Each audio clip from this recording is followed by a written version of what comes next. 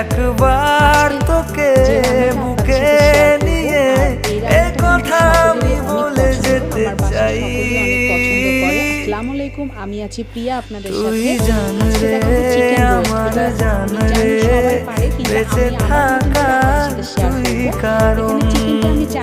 ওরে জান রে আমার জান রে ভুলে জানা সবার। তুই জান রে আমার জান রে বেঁচে থাকা তুই কারণ। ওরে জান রে আমার জান রে ভুলে জানা সবার।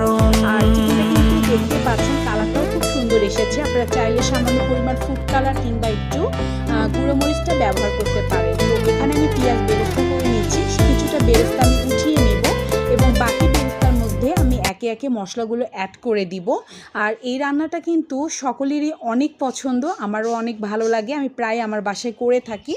তো সামান্য পানি দিয়ে দিলাম, আস্ত কিছু গরম মশলা এখানে অ্যাড করে দিব, আদা রসুন পেস্ট দিয়ে দিলাম প্রায় 3 টেবিল স্পুনের মতো। আর এখানে আমি পিওরের যে রোস্টের মশলাটা রয়েছে এটা এখানে ব্যবহার করব। আপনারা চাইলে এটা স্কিপ করতে পারেন, কিন্তু চটজলদি যাদের হাতে অনেক সময় কম থাকে আপনারা এই মশলাটা দিয়ে করে নিতে পারেন। এখানে আমি বাদাম বাটা দিয়ে দিলাম, আর বাদামটা কিন্তু চীনা বাদাম দিয়েছি, আপনারা কাজু পেস্তা যে কোনো একটা বাদাম দিয়ে দিতে পারেন। আর দই দিয়ে দিব, আর এখানে আমি দইটা টক দই ব্যবহার করেছি। লাল মরিচের গুঁড়ো দিয়ে দিব প্রায় 2 টিস্পুনের মতো। দিয়ে দেওয়ার পরে খুব ভালোভাবে কিন্তু এটা আমার কষিয়ে নিতে হবে উপরে তেল উঠে আসা পর্যন্ত। লবণ দিয়ে দেব স্বাদ অনুযায়ী। আর এই যে মশলাটা আমি এখানে ব্যবহার করছি, আর পিওরের এই মশলাটা কিন্তু সত্যি অনেক অসাধারণ, আপনার কাজটাকে কিন্তু অনেক ইজি করে দেয়। আমাদের অনেক সময় হাতে সময় অনেক কম থাকে।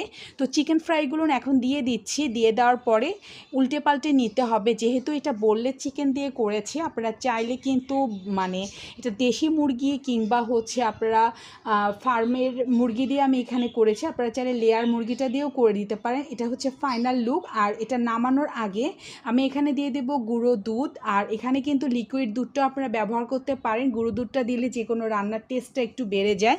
তো গুঁড়ো দুধটা দিয়ে দিচ্ছি, পেঁয়াজ বেরেস্তা দিয়ে দেবো, সামান্য পরিমাণ চিনি দিয়ে দিব টেস্টের জন্য, কাঁচামরিচ দিয়ে দিচ্ছি প্রায় আপনার 5-7টা একদম ফ্লেভারের জন্য। এটা ফাইনাল লুক, দেখতে পাচ্ছেন তেল কিন্তু উপরে উঠে এসেছে।